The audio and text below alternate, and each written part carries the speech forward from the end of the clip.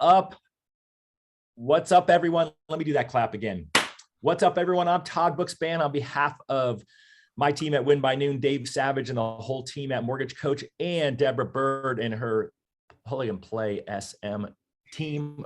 Welcome to another Friday edition of Mortgage Coach Productivity Mastermind. You know, I'm so excited. We're like 280 some odd episodes. I don't know, probably Robert will correct me, where I've been coming on here with Dave all these years and really trying to figure out how we can mastermind together to make our industry better.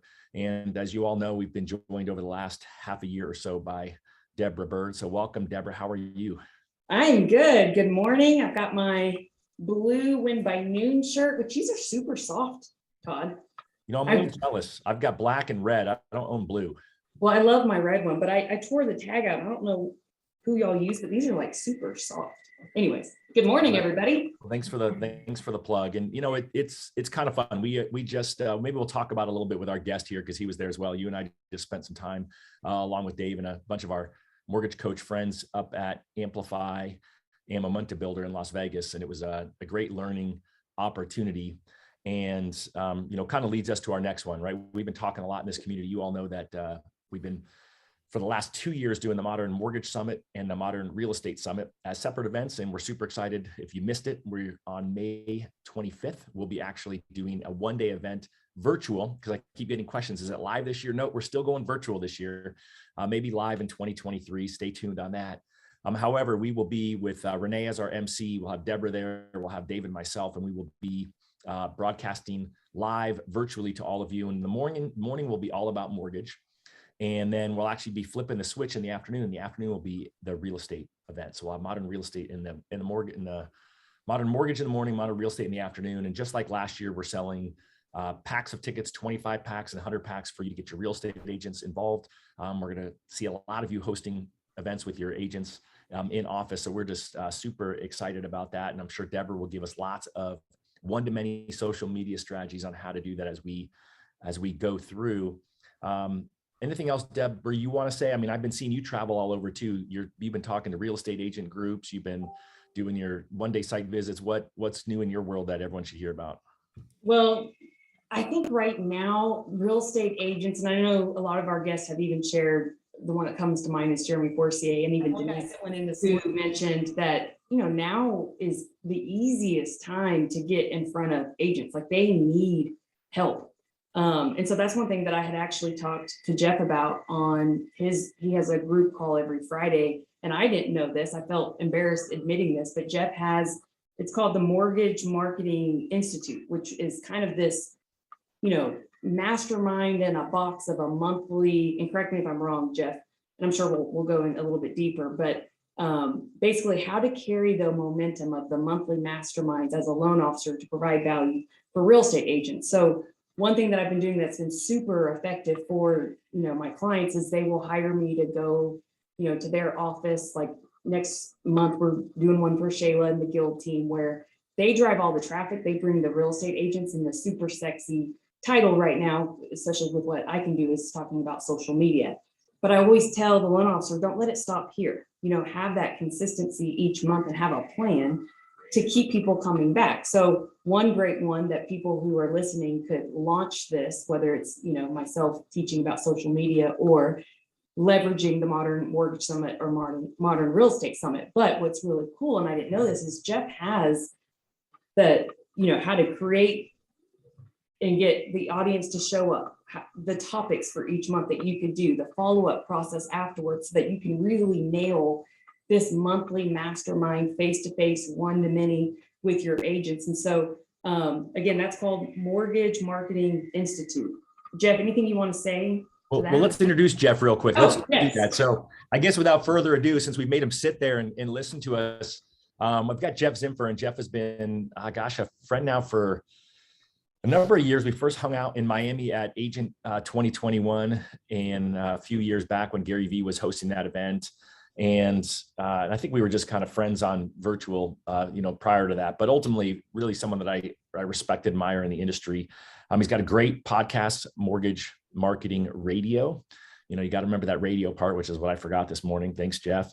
And ultimately, Deborah already mentions his group, but he's really someone who just always here adding value in our industry. And so it's a lot of fun. Dave and I did a webinar with him, gosh, maybe last year sometime during COVID, and we had a blast. So it's just great to have you back, Geoff. Welcome. Thank you. It's always an honor to be here. I do think I saw somebody mention previously this week, I think, in this group, the mortgage, I think it was Kai McBride last week, where he, and shout out to Kai as well. Good to see him in Vegas. What he said is the mortgage coach productivity mastermind group, like anybody in the mortgage coach ecosystem, has higher standards, right? And I think the group here, the group kind of vibe, and it's kind of like, when you get around, I don't know, I've been watching David Goggins a lot, so I've got the military on my mind lately. And, when you get around those people that hold you to a higher standard, right, you just perform at a higher level because you're being pulled up and by them. So that's my plug and shout out to, I've been a fan, obviously, of Mortgage Coach for years. As a matter of fact, I was a user back in the day when you had to download it on your system. So that's how long I've been around. Well, that's awesome. I bought it on disc. What's that? Did you guys have dinosaurs walking around? Yeah, we rode our dinosaurs into work and Just kidding. Woo! Let's go, baby. Yeah. All right. So over your left shoulder is your book Disrupt or Die, and we really talked about how to disrupt proof your business. And I just know that because of your experience and what Deborah talked about, you teaching classes, being in front of real estate agents, being a coach of loan officers, and then now doing hundreds of interviews. I mean, where do you want to start this conversation around how to make sure with this disruption we're seeing in the industry right now that you can protect yourself from it?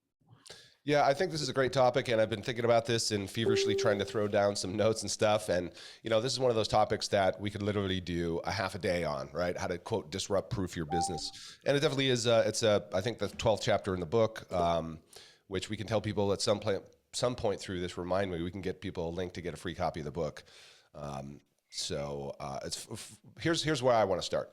And when you think about disrupt proofing your business, right? That word, it's kind of a buzzword, right? But here's the way I look at disrupt proofing your business, because most people focus on technology, right? And they're thinking, oh, I got to deal with the tech that's coming. I got to be more tech savvy. I got to leverage more automation. And everybody seems to go for the tech reach. And my approach is no. The number one way to disrupt proof your business is relationships. And those relationships are going to be your past clients, right? Your present, your future, your existing referral partners. And I think the reason why is because in turbulent times, right? What do people reach for when there's chaos, when there's uncertainty, right? What do they reach for? They reach for relevance. They reach for context. And they reach for significance, right? Ultimately, they reach for somebody who paves the way, kind of like the guide. You know what I mean? And I think if you're going to survive and thrive, who knows what's coming next as far as the next disruption, but we know something's coming. Whether that's tech or whether that's something else. And so I think that's where, and we know this historically, right? In terms of, how do LOs manage their database and stuff, typically not good, right? And so you're kind of reinventing yourself over and over again over the years. So I think the number one place to focus this year moving forward is to evaluate the quality of the relationships you have. I oftentimes go through an exercise with people that I work with, which is the go deep versus wide conversation. And what that sounds like, whoever this is, it could be a referral partner, for example. I would call Todd up and go, hey, Todd, what's up? This is Geoff with ABC Mortgage. And look, I'm calling you because, you and I have done a few deals together in the past. And I'm going to be totally honest with you, Todd. I want to earn your business. And we're in a crazy market, right? Right.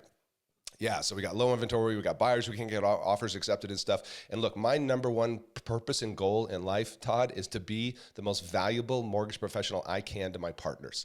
And in order for me to do that, I've got to make some choices, and I've got to go deep with fewer agents versus be spread too thin and go wide with too many agents. Good news, Todd, is you're on that list of agents that I want to go deep with. And so what that means is I want to help you achieve your goals. I want to help you break through any resistance or barriers you're facing in this year right now. So I'd like to learn more about that. Todd, would that be okay? Would you be open to that? Absolutely, Geoff.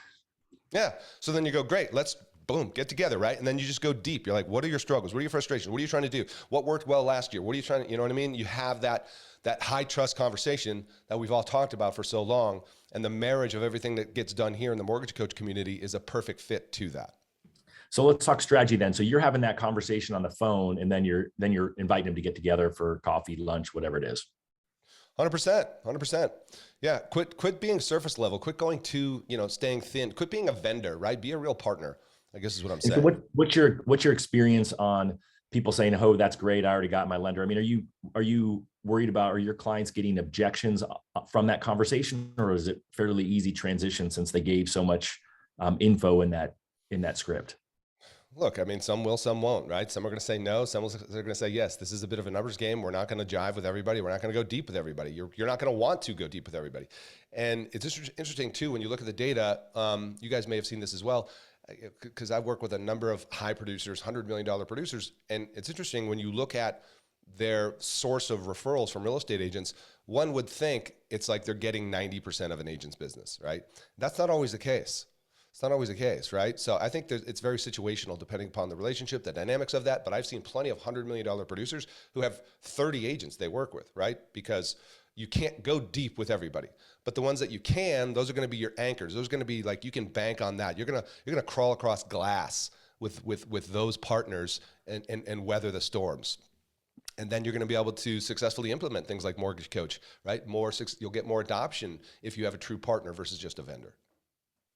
So Geoff, can you go into, if you were a loan officer just starting out today and you had to create your prospect list, what are some of the things, like either tools, partnering with title companies, how would you start combining and using data of, okay, here are the agents that I want, just to even come up with the initial, and I hate to say hit list, but I say hit list.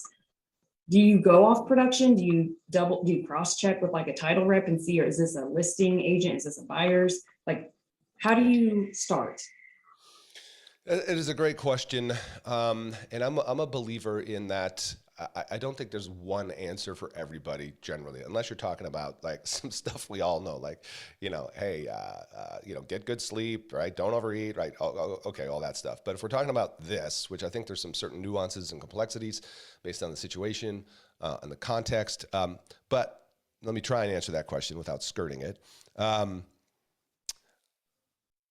From what I've seen, some people use the criteria of, if they're not doing X amount of deals per year, then I don't pursue or go after them.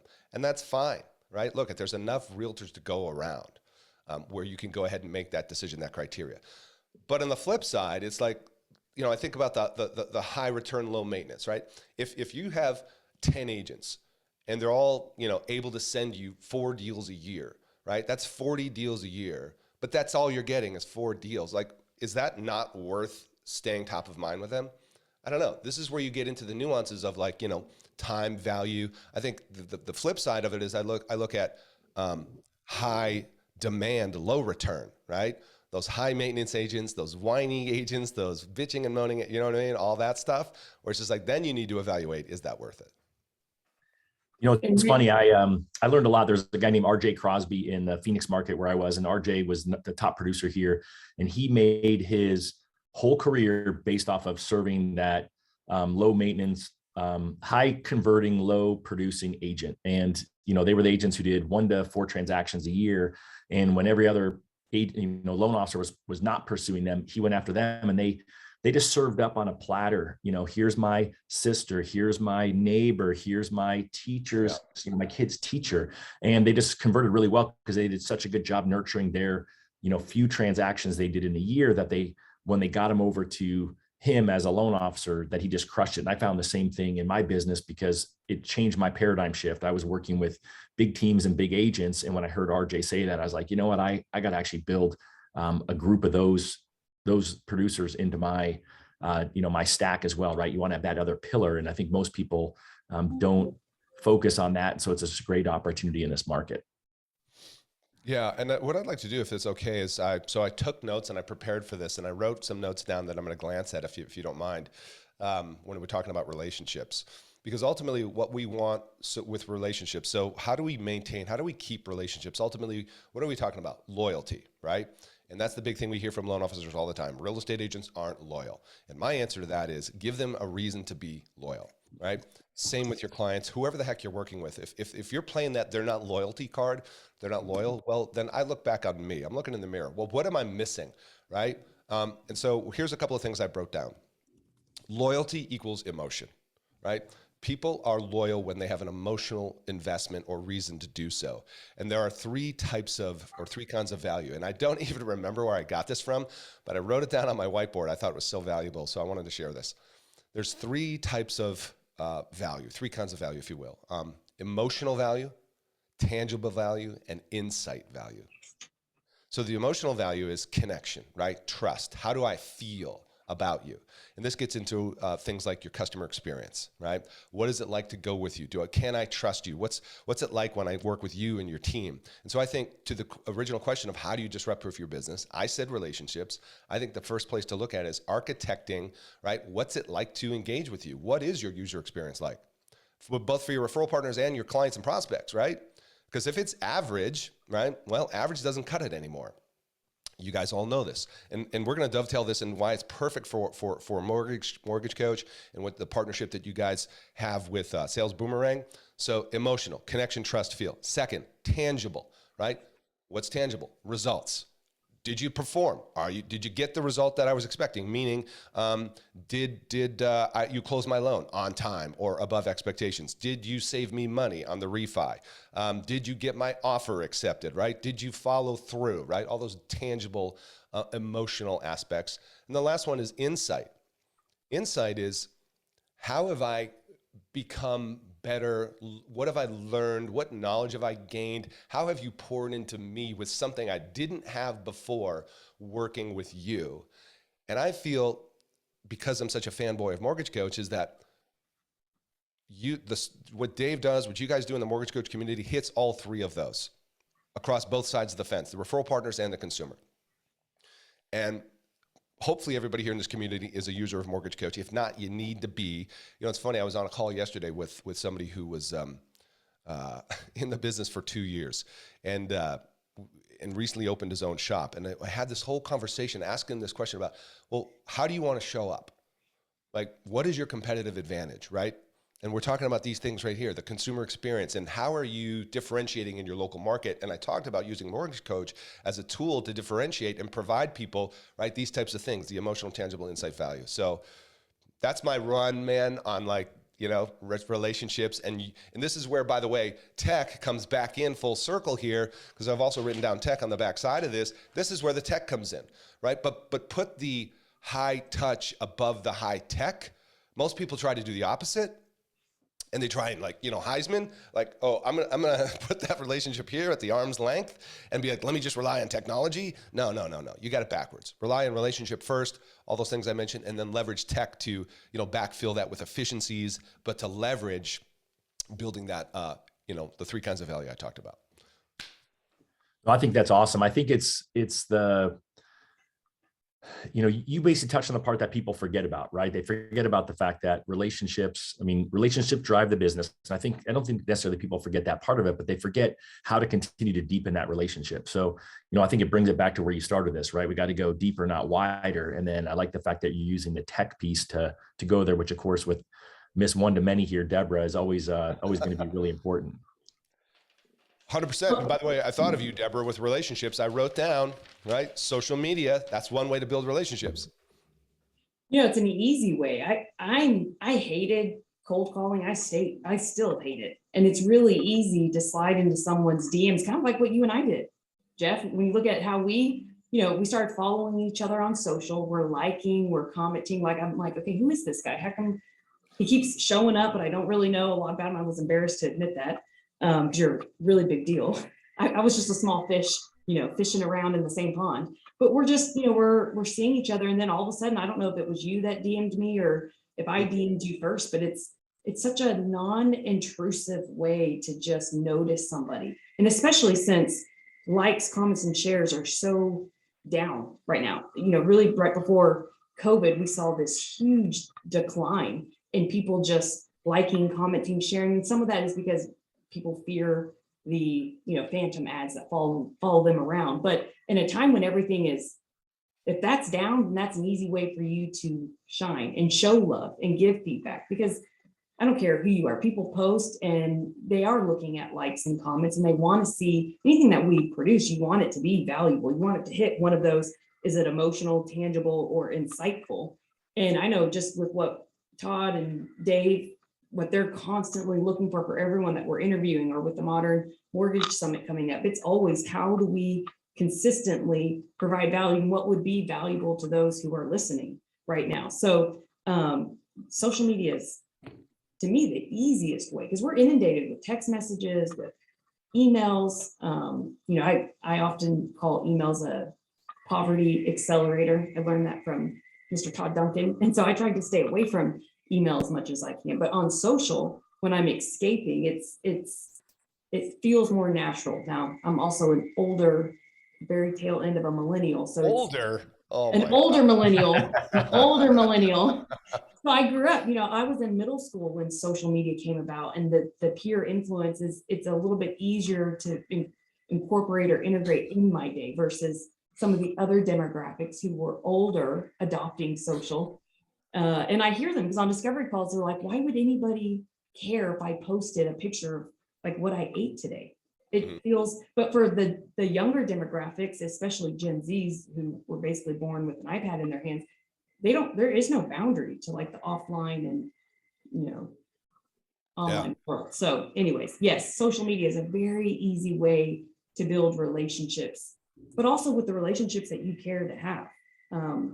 Like I used to go open house crashing, and I would host open houses with my agents. And if I didn't want to spend a day with you at an open house, like if I was dreading it because your personality sucks and you're a fun sponge is what I call you, then I don't want to work with you. Like I want to design a life and a business of people that feed my energy, not energy drainers. And sometimes it may not always be through money or production, but it's just, maybe it's the insightful value.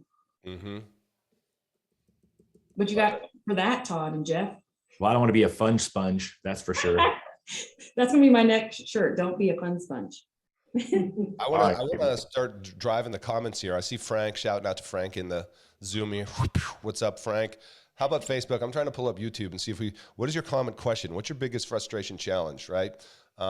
So that's what I want to do. Put it to the group. Well, JD's hoping that we'll do some role playing. So I know we got, queen of the role play, Deb, here. So I don't know what other scripting role play that you might have, Geoff, with regards to getting real estate agent relationships, since I know that that's really been a hot button in here ever since Scriptapalooza, absolutely something people are interested in hearing. Look at I love when LOs do this. It's like, the realtor scripts, make the realtor tough on the I'll LO. be tough. It's just like, tough.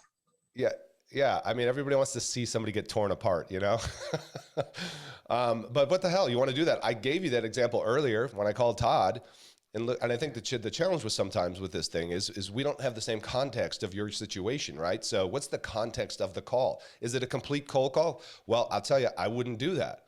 I would take a page from Deborah's playbook, and I would follow the people that I do want to engage with on social media, and I would build that connection with them over time.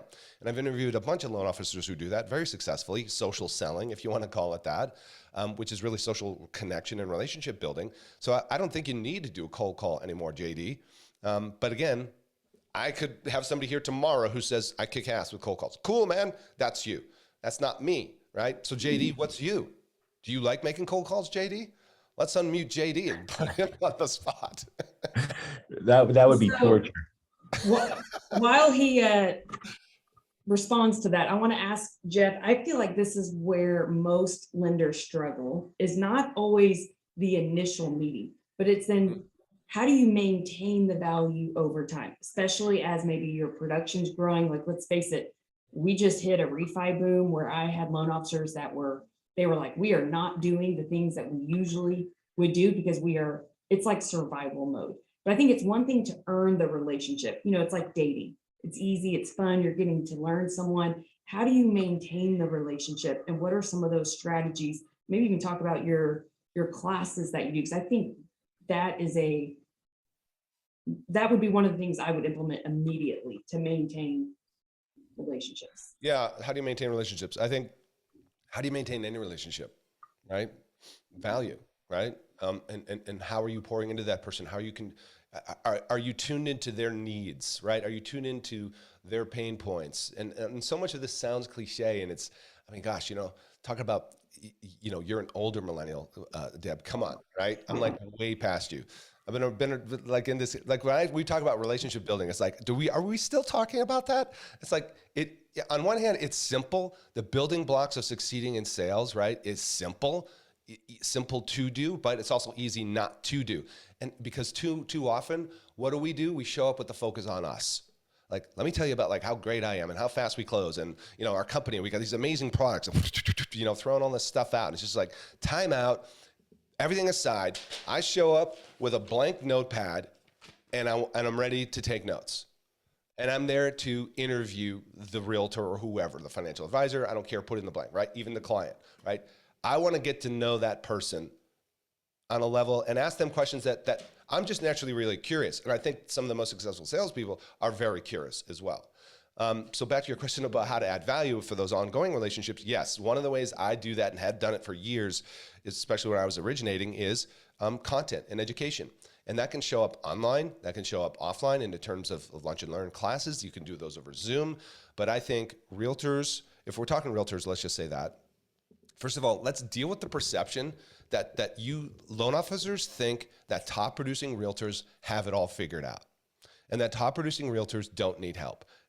And that's completely wrong. And I'll have to say, I believed that as well. When I first started, I was afraid of realtors and stuff like that. I didn't want to approach them. And let me tell you, since now that I've been doing this since 2003, and now when I come in a different door now because of some of the roles I have, specifically here in Vegas, I work with real estate agents by way of title reps. And like just a few weeks ago, I was doing a class for a local real estate agent who sold 150 homes last year. Pretty successful, right? But also she's a big personality. Like she pulls up in her purple Porsche Panamera. She pulls up with the leather boots up to her knees, and she's got the big earrings, and you're just like, wow, all right, boom, like personality. And the old me came up a little bit and was a little like, whoa, I don't know if I'm ready for that. I don't know if I can handle this person, right? But then you get to know the person, and she's open-minded, and she's like, well, what can you help me with? Because here's where I'm at, and I'm struggling with this. And yes, she's kicking ass and rocking, but guess what? She's got her own struggles with business-related stuff, with her growing her team, with social media, with, you know, getting buyer offers accepted and things like that. And that's why you show up with the blank piece of paper and just say, like I said to Todd earlier, Todd, my number one goal, JD, where you at? Todd, my number one goal is to help you be more successful as a real estate agent. Part of that's going to be, yes, me creating a referable experience and closing transactions on time and exceeding your expectations, right? That's part of it. We'll talk about that. But the bigger part of it for me, Todd, quite honestly, is how do I help you achieve your goals? Like, what's your biggest struggle? What are you working through? What are the challenges? That's where I want to help you too, Todd. By the way, one example of this, Deb, somebody in my private group, because I do, yes, I'm very reluctant to give me the self plugs, but I have, I do have somebody who posted. We're teeing you up. Come on. Yeah. So anyway, so what I do, all right, here you go. You ready for the commercial? I provide a complete turnkey done for you platform of educational classes for loan officers to teach real estate agents. It's called My Agent Classes. You want to find out more about it, you can go to mortgagemarketing.pro. And so we've got a group in there that has access to a library of classes. Everything's done for you. The PowerPoint, the speaker notes, the train the trainer videos, the social media images, the flyers, like done. All you need to do is watch my video showing you how to do it, and then you go do it, right? And so we have a bunch of LOs who do that across the country. Dude, why were you holding out? Like, do you know how many loan officers I talk to that need this? So if you're listening, share this with your peers or maybe other loan officers in your company, because Geoff, I'm telling you, this is a need. We need to not make this a secret. We need to get the word out. Yes. Right. Quit being the best kept secret, right? So we just had someone ask to repeat the website. Mortgagemarketing.pro. Is that what it was, Geoff? Yeah, there's a video there where I kind of explain it and show you what the platform looks like. Like we have the emails written for you, the text messages, the landing pages. It's like done for you, you know? You mean it's like plug and play? I think it's kind of like plug and play. Oh, look at that. Love it. Wait a second. Okay, so it's like, wait, let's do that again. It's like plug and play. Ooh, love it. All right. So real quick, go ahead, Deb. I was going to say, the only thing I want to add to that is when we're talking about value and asking people, I think this could be applied for both loan officers and real estate agents right now. And I really want to bring people back to the TCA a day or CMA a day challenge, where now is an easy time to just pick up the phone and call your past clients or your database and ask them, hey, what's going on in your life? What's a challenge that you're having? I think we all have heard on the news with increased inflation and with a lot of our clients who are on fixed incomes. So they're not making any more money, yet their bills are increasing. So just asking them what would be beneficial, what would be valuable for you, and then going and being the solutionist. And look, it could be that you're doing, I tell my clients to do weekly webinars where it's very similar to this, but maybe it's interviewing a child psychologist, maybe it's a nutritionist, maybe it's a financial advisor. Whatever it is that's a common theme in your marketplace that is a challenge, then you could invite them to a class or something that would be valuable because you're providing a possible solution. So I want to remind people of the CMA a day and the TCA a day challenge, where both you could have a time in your office. Maybe you bring in beer. Let Todd be your reference on what kind of beer, because he drinks all kinds of crazy beers that I know nothing about. But get on the phones and call your database, because they need help right now. There's a lot of people who may not even be aware, because most aren't looking at their bank statements anymore, and they don't even know how many automated subscriptions they have, where the big concern for me is that now going on credit card debt? And are we going to see now higher interest debt, which could be potential refis, if you're nurturing your business and staying in touch and just asking them, what's going on in your life? What are some wins? What are some challenges? And both agents and lenders can do that right now.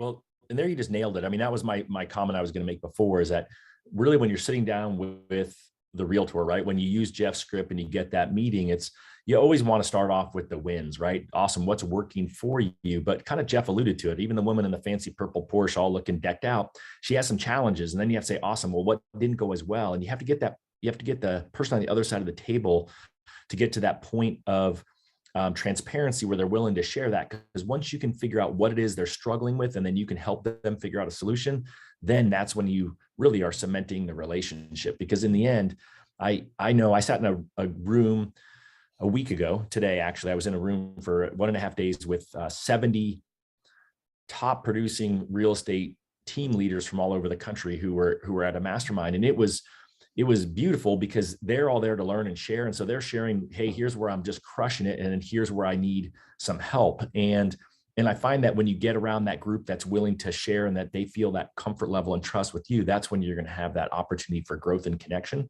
And so in the end, it's just a matter of you getting comfortable having that conversation and then digging in, right? You have to ask the question behind the question. If they're like, oh, I was crushing it over here, and you're like, well, where weren't you crushing it? And they're kind of hesitant, then say, well, give me an example of something that worked, but didn't work quite as well as that last one that you gave me. You just have to keep pushing in a nice way to try to get them to peel back that layer of the onion until they get there. Any suggestions on that, Geoff?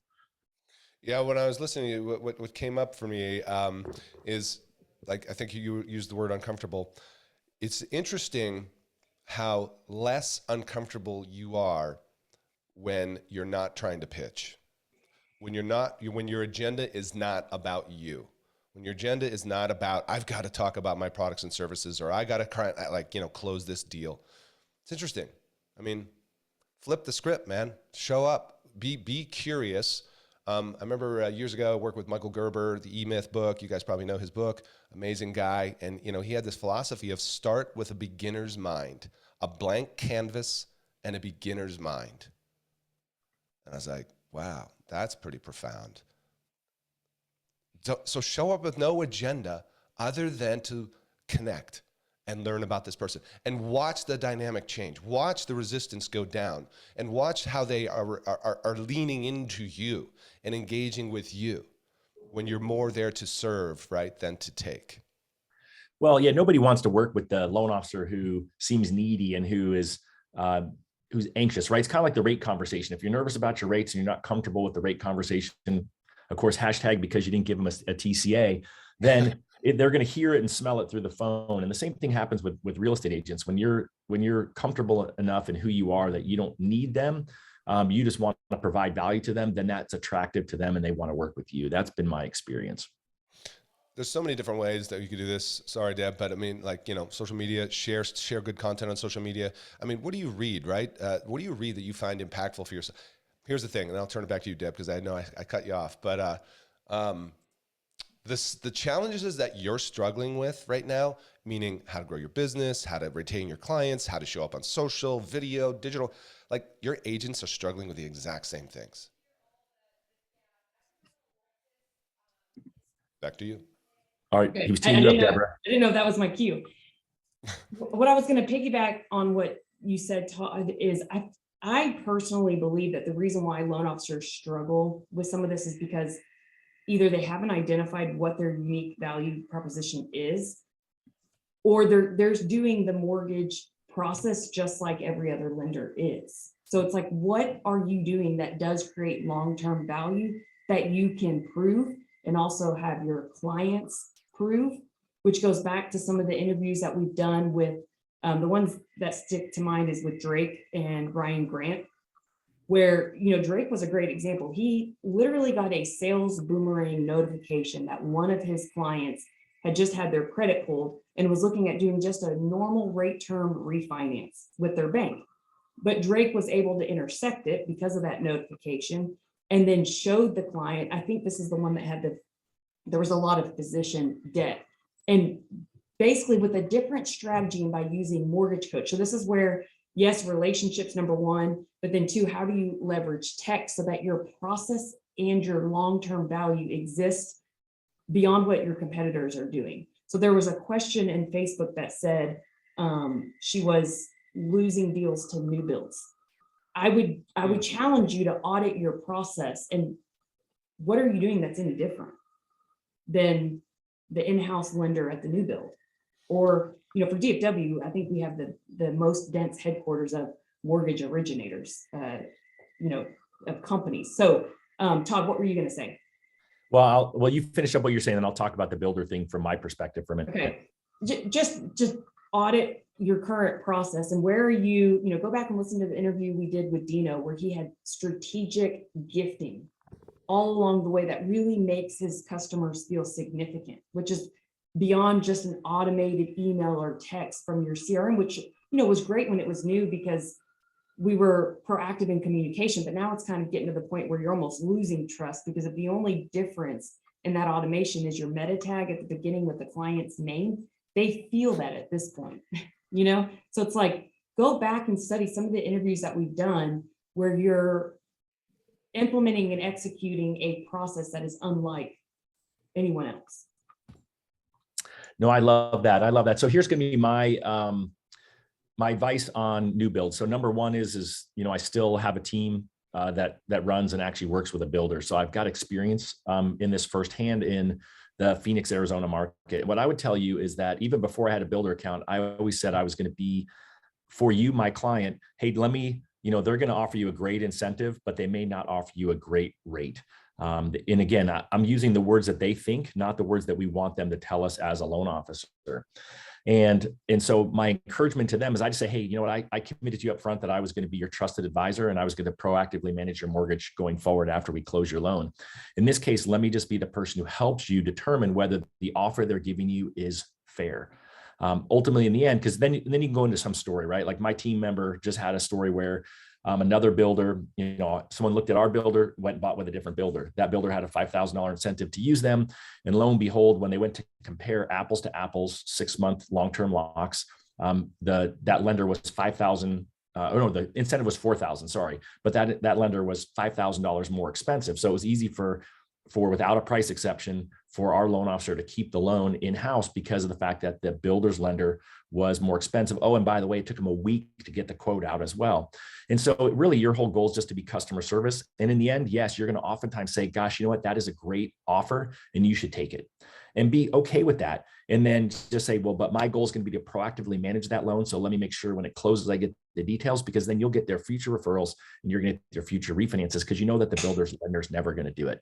And then the last tip that I would give you in this market is make sure if your company has a long-term lock, know your details on that long-term lock. What I would tell you is that not only was our loan officers rate fee, or rate same but with a lower fee, the builder right? They're all having supply chain issues. But the builder's 6-month lock at the end, if the builder wasn't done and the lock expired, there was no way for them to extend the locks. They would have lost their interest rate and they would have lost their lock deposit, where the lock that my team has actually has the ability to extend. So ironically, even if we had been more expensive than the builder, my loan officer would have gotten the loan because we had a better locking product. So I would just tell you to dig deep with the client, help them shop the builder, encourage them to get a long-term lock. If you don't have one, then you'll have to decide how you want to have that conversation. And then at the end, always just say, hey, my goal is to help you get a fair deal. And then know oftentimes that when your loan options are better, the builder's going to match meet it, and then you're going to still lose it. But that's okay. You help the client save money. They're never going to forget that.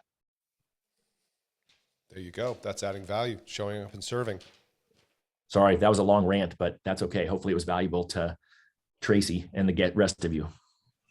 Good questions. Let's get some more questions going. Come on, people. Where's your questions now? The next question we submit, somebody's going to get a free book from me.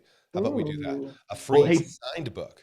Hey, okay, give them a free signed book, but you also have a website up where you'll do a free book. They just have to pay for shipping, which I think is a pretty cool offer. Yes. Let me put that in there as well. That's called Get, Disrupt, or Die. Let me just put that in the notes here. If you haven't figured out, Jeff's a pretty darn good marketer. Yeah. We're trying. Get So Geoff, what would you say? I have a question. Deb has one. Nice. I feel like, and maybe this is, loan officers are very number, brained. Right. Analytical. If you were, yes, thank you. Your word choices are way better than mine, apparently, this morning. What would be your advice on creating that emotional value, either before, during, and after the process? To me, immediately when you listed off the 3 different types, my mind went, okay, I personally feel like, and maybe I'm wrong, this is going to be the biggest challenge for the audience who's listening. So what would be your advice? Biggest challenge being creating emotional value? Yes, like the tangible value. And a lot of times that's where they will start, like we close on time, our average offer rate acceptance is this. They go more for that logical brain of the analytical side. So what are some pro tips of creating the emotional value? Yeah, that's a great question. And sure, it does have its challenges and it's nuanced based upon who you're dealing with. Because look, I know there's various types of clients out there, right? You've got the savvy high-tech person up in the Bay Area who cares nothing about rate. That's all. As a matter of fact, my brother's a perfect example of that. When it came down to getting his mortgage years ago, and it was like, it's all about rate, man. It's all about rate, and I'm like, so he wouldn't be my client, by the way, because at some point you got to realize, like you said earlier, what's your value? And so are you all about service, right? And tangible value, which is taking them through a mortgage coach, TCA, demonstrating to them the different options, the total cost of ownership, et cetera, and all the other tools that you guys have in the mortgage coach community. That's emotional value right there, because you're building trust. And the other thing too is what's your 1003 process like? What's your intake process like? If you're doing it yourself. And I think there's other ways throughout the process. You mentioned customer experience, which for me, I've written down as one of the ways to disrupt proof your business is customer experience. That will build emotional value. Those moments of wow you can create, right? Whether it's at the pre-approval, approval stage, the funding stage, whatever, post-close, et cetera. All those different things milestones along the journey that you can create that emotional check-in, whether it's you, somebody else on your team. But I think it's so easy to win today, because how many here watching and listening right now of the companies you work with, that you engage with, I don't care who it is, your dry cleaner, your whatever, fill in the blank, your dentist. As a matter of fact, I have a story about a dentist, but how many of those customer experiences generally suck and they're not impactful at all, right? Especially this whole everybody's playing the COVID card, right? Yeah, we're understaffed because of COVID. Yeah, right. Wouldn't it be incredibly surprising and refreshing to be the opposite of the standard experience post-COVID? How many reviews would you get and positive comments would you get on that, And I think that's one of those ways that it's an easy win, but does it take time for you to architect? Yes. Whiteboard, right? Map out. One of the people I think of, I work with Michelle Otto. She's amazing. She's out of Colorado, $100 million producer. She's got all these steps in her process for creating these moments of impact that she doesn't even implement. Some of it's automated, yes, using technology, such as send out cards or whatever. And some of it's not. Some of it's, you know, her team sending these handwritten cards and things like that. Oh my God, handwritten cards, holy crap. Who cares about those in this tech world? People, they care about connecting and knowing that they're valued, because that's a lot of what's missing today too, is people taking time to acknowledge somebody else in a way that they realized wasn't tech driven and doesn't scale. So there's my rant. No, I think you hit it right on. And recently I thought about this just being on all the airplanes, and I thought, wow, American Airlines has really failed to maximize this opportunity with even just branding and experience, where you get that same old video that you have to watch over and over of all the safety. And I'm like, who remembers those YouTube shots of like what is the airline person called? The one that's walking the aisles? Flight attendant? Yes, flight attendant. Thank you, Stephanie. The flight attendant, like, you know, the ones where they get on the mic and they make it like an experience where it's unforgettable, you know, other than just the very boring. And at the very end, they ask for that, you know, call to action or that tie down of apply for the credit card and get this many miles. And I'm like, God, I just fell asleep listening to your safety presentation, you know? Yeah. I want to shout out Megan. She's noting she writes cards thanking new clients for referral sources, post close, asking referrals, and you have so many compliments. Again, that's emotional value. Are people good? Remember the old saying, people don't remember what you said, they remember how you made them feel. So true, even in the tech world.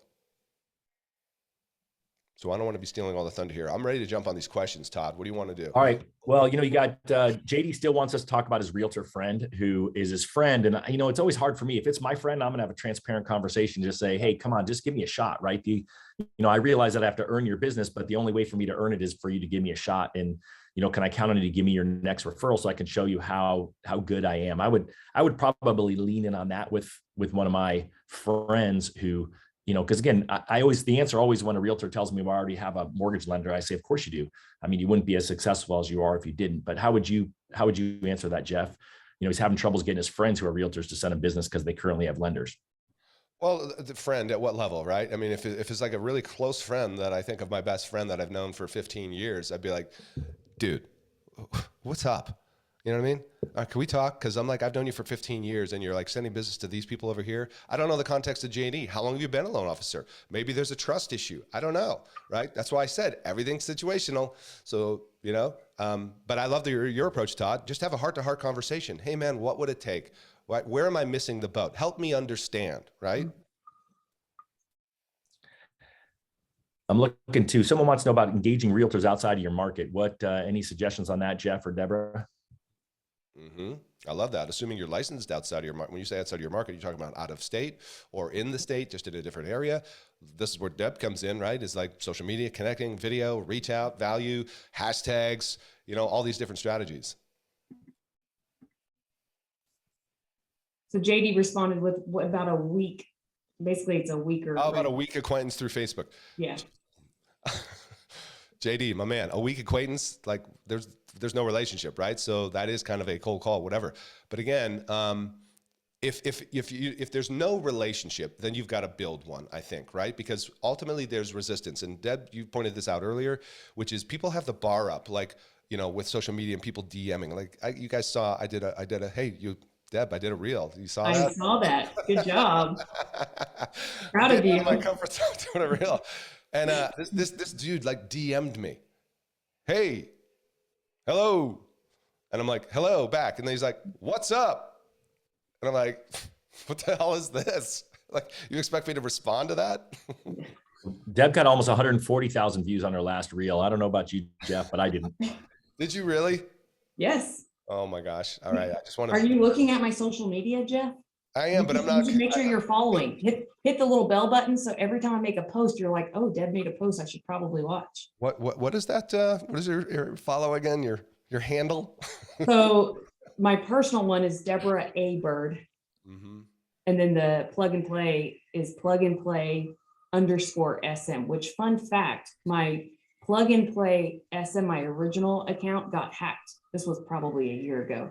And I had built up so many followers and had put so much into it. So those of you listening, you don't own your social media platforms. Like, it could easily get hacked. Now there is more protection now in the two-way verifications that they have, which I did not have set up to make sure you do that. But still, at the end of the day, you don't own it. So make sure you are still building your database and putting those contacts, which with Facebook, you can even export those so that you, if God forbid, your account gets taken away or someone steals it from you. Yeah. You know. So I see this question from Kirk. This is an interesting question, a little bit complex. What is your advice to battle the increase in corporate real estate firms who also own their own finance companies? The privately owned real estate companies are being bought out by 2 to 3 corps, are really strong arming their realtors to push internal finance. Okay, so that's like internal lenders and stuff. Another examples of that are like KW, like all these companies have their internal lenders now, right? So what's my advice? Well, you got to evaluate. Number one, go back to chapter 12, right? I mean, it's relationships, isn't it, Geoff? Yeah. And what else would you add to that? I mean, I feel like it's right where you started this call, but I'm open for feedback and suggestions on top of that. I'm just marinating on this for a minute. All right, well, you marinate and I'll talk then. Okay, I mean, I'm super passionate about this one, and we all know it, right? I mean, look at what's going on in the world. I don't need to mention corporate names, but even some of the big corporate mortgage companies are hiring great producers, even from our community, to represent them. And so it's going to be an ongoing battle. So that's why number one, I think it's relationship. I think number two is what I always found is that oftentimes it depends on what brokerage they're with, but there's no doubt that oftentimes they don't want to see the broker owner make any more money than they're already giving them for the split. So I often found that actually worked against you. If you were their preferred lender, they actually didn't want to work with you because they felt, even though their transaction didn't add any more money to that owner's pockets, they still felt like you were part of their financial machine, and that they didn't want it stuck to them by their broker owner. But there's no doubt that is the big push right now. I mean, the big push is for all of the real estate teams to have mortgage, title, insurance in there, and it's just going to be one of those pieces where you're going to have to be okay with it. I think we're going to all see that some of the relationships that you have are going to get put away. So it really just comes back to relationship and where you're going to be when that conversation starts. Yeah. Also, thank you for allowing me to marinate now. Also, I think it's about quality of transaction, quality of process, because there are some names we know that, we've heard internally that the internal mortgage solution doesn't do a great job necessarily. So Kirk, what I'm thinking about when I look at your question is, where's the weak spot? Every dragon has that kind of soft spot on their underbelly, right? And you got to find out where that soft spot is on the underbelly. And oftentimes with these corporate situations, it's on service, it's on deliverability, right? Quality of experience. And on a previous podcast, I'm looking for my printout. I had a study that was done of one-stop shopping consumer experience. And by and large, consumers do want a one-stop shop experience, meaning one place to go, which is why these corporations are trying to do this, right? Everything's under one roof, right? However, what you can do is utilize, and if you DM me whatever, Kirk, or somebody remind me, I'll make sure I put a link in that. It's a PDF to share this. But it was a study that showed the influence that realtors still have when consumers come to the table with already a, quote, pre-approval, right? 50% of the time, if I recall correctly, 50% of the time, the realtor still was able to influence where that buyer got their loan from, even though they previously showed up with a, quote, pre-approval or pre-qual, whatever that really meant, right? And then secondly, why I think that's useful for you is because I'm using that data now to have conversations with realtors about the importance of controlling the transaction. Because what I remember, this guy I used to work with in Long Beach, Walter Sanford, been out there forever and used to sell a home a day every day. He did that for 16 years. And the thing he wanted more than anything else was iron-fisted control of the transaction, 100%. And that's why he was loyal to his lender partners. That's why he was loyal to title, to escrow, to home warranty and all those, because he could control that. And still, that's what the big producers, the big teams want. And if they're not getting it internally from these corporate things, they're going to be open to getting it from you. So I think no matter what, that's one of the things you should be pitching with value and trust and emotional, tangible insight value, is demonstrating the referable quality, process of the transaction you deliver for your referral partners.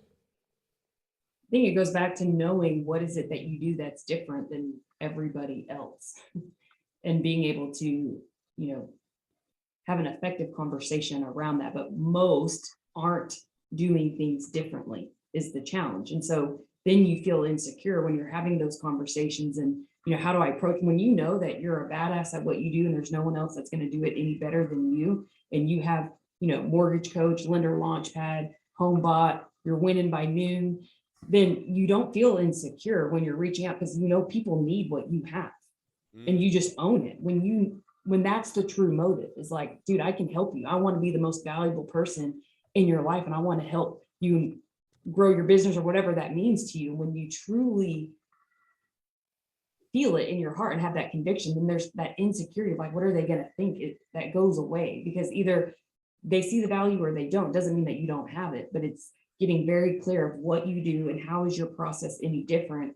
and do you go beyond the transaction? Like I have a lot of clients that will tell their people, hey, the real work that we do is the day after we close. That's where the real value shines. It's not like doing the loan process and getting it done in 30 days and making sure you have the right strategy. That's going to be expected. That's a standard that we have on this team. But you want to know why to work with us. It's going to be to help you manage the largest debt that we just helped you create for life. There we go. All right. So I'm going to give JD's my man here today, assuming not to make any assumptions, JD, but JD deserves a book because he's been the most active in the questions. So JD, DM me on Facebook, look me up, give me your address, and I want to send you a free copy of my book. I'll sign it for you. He's hungry, 29 years in his last industry. And I would say this, JD, my last piece of advice, I know Todd's going to wrap it up here, is in the beginning, your word, right? Your reputation is your word. Like, you are going to have to jump through hoops. You are going to have to answer the phone outside of, quote, normal business hours, particularly when you're starting out, because you have nothing else to go on. You don't have a reputation yet. You don't have awareness. So you're going to win by kicking ass on, like Deborah said, how are you different? Well, I'm going to blow the socks off you with my responsiveness, my, you know what I mean? Follow up, et cetera, et cetera. All the usual suspects. You got to do that, man. 100%. Awesome. I love it. Deb, any last minute, you have 60 seconds to put a bow on it before I close us out. No, I would just tell JD, make sure you go to winbynoon.com and get a planner, since, regardless if you're new or not in the industry, that planner is going to help you with the exact activities to do each day, as well as help you measure so you can fill the gaps and know what to work on. So make sure you go to winbynoon.com. That is awesome. I also threw in there, because of JD, the link to my next operating system training group is going to kick off in a few weeks. And the link is in there, WBN operating system, because you need a new operating system. And, kind of as we close up, because all of us have hard stops in 2 minutes, I want to say a couple things, right? So certainly get a free copy of Geoff's book. You'd be silly not to get Geoff in your world and follow his podcast, et cetera. If you need some industry, social media specific help, check out Deb and plugandplaysm.com, and you should be following her on social. And as always, I'm going to give you an action plan, right? The bottom line is this: you just invested an hour of your time, either here on live with us or watching this in the YouTube channel. And so first off, give it a like and subscribe, because we definitely want to help Mortgage Coach reach the goal of 20,000 subscribers this year. But the bottom line is this: you've got some actionable ideas here. You got some actionable scripts and ways that you can build a relationship. And the bottom line is Geoff wanted to set us up on how to disrupt proof our business. And I think Geoff nailed it with his point. So I'd go back, re-listen to that, and then figure out who is it that you need to go out there and dig deeper with, right? Not wide. We're going to go deeper with our relationships, and then just get out there and give it a try. The bottom line is this: stop asking, what do I do? And just start figuring out how to do it with the scripts that we have here in this community. I know you guys all have it in you, and I am just so excited for seeing you all next week. Tuesday and Fridays, 9 a.m. PST right here. Just head over to Mortgage Coach. You can look at all their events and resources to register for each call. On behalf of the Win by Noon team, the Plug and Play SM team, and the whole team over at Mortgage Coach, appreciate you being here. Thanks, Geoff. You crushed it. Thank you for having me. Love this group. Love the community. Look forward to seeing you guys in the socials soon. Absolutely. It was too long. All right, guys. Take care. Bye.